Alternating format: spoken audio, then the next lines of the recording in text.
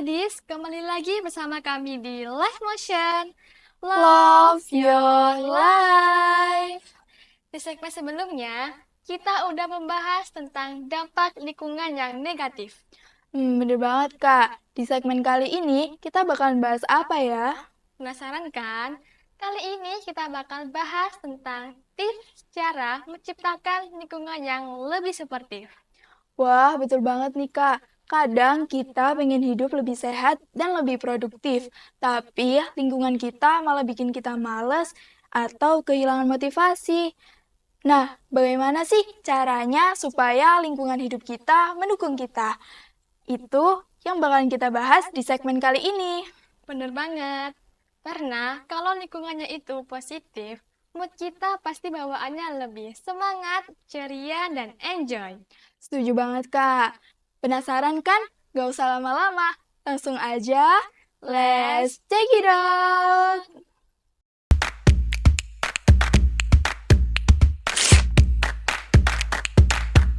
Nah, sekarang kita akan melihat dua jenis lingkungan yang berpengaruh terhadap produktivitas seseorang, lingkungan toksik dan lingkungan positif. Atasan sering memberikan tugas mendadak tanpa arahan yang jelas. Rekan kerja lebih suka berkompetisi secara tidak sehat daripada bekerja sama.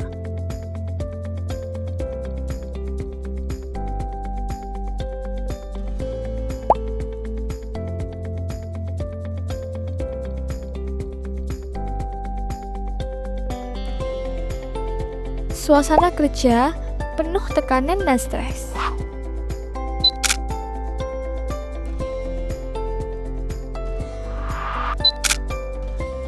Lingkungan kerja mendukung, serta atasan yang terbuka terhadap diskusi dan memberikan dukungan berupa apresiasi, menciptakan suasana kerja yang positif dan memotivasi karyawan untuk terus berkembang. Wah, beda banget ya ternyata lingkungan kerja yang toksik dan lingkungan kerja yang positif. Ternyata lingkungan kerja yang sehat membuat kita semakin semangat dan produktif. Nah, sekarang aku mau bagiin ke kalian beberapa tips gimana sih cara memulai lingkungan kerja yang positif. Kenali karakter lingkungan yang suportif. Lingkungan yang suportif itu seperti apa sih? Ada beberapa ciri utama, misalnya saling menghargai, komunikasi yang baik, mendukung perkembangan, dan bebas dari energi negatif. Bangun komunikasi positif dengan orang sekitar. Lingkungan suportif itu juga tergantung cara kita berkomunikasi. Kadang kita sendiri nggak sadar kalau cara kita bicara bisa memengaruhi suasana. Makanya, kalau mau lingkungan yang lebih suportif, kita harus mulai dari cara komunikasi kita sendiri. Ketiga, jadilah role model dalam menciptakan lingkungan yang baik. Kalau kita pengen lingkungan yang suportif, kita sendiri harus jadi contoh. Misalnya, kalau kita ingin lebih positif, kita bisa mulai dengan menyebarkan energi baik ke orang sekitar. Atau kalau kita mau suasana kerja yang lebih nyaman, kita bisa mulai dengan bersikap ramah dan menghargai orang lain.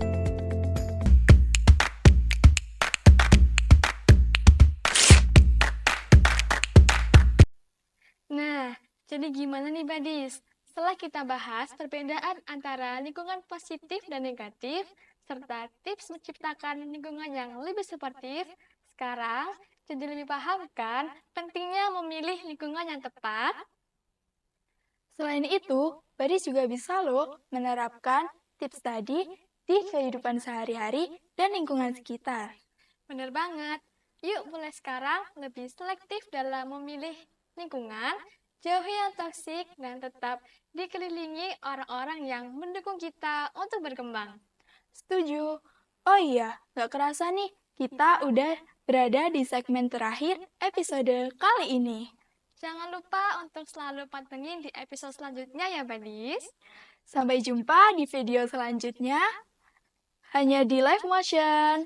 Love your life!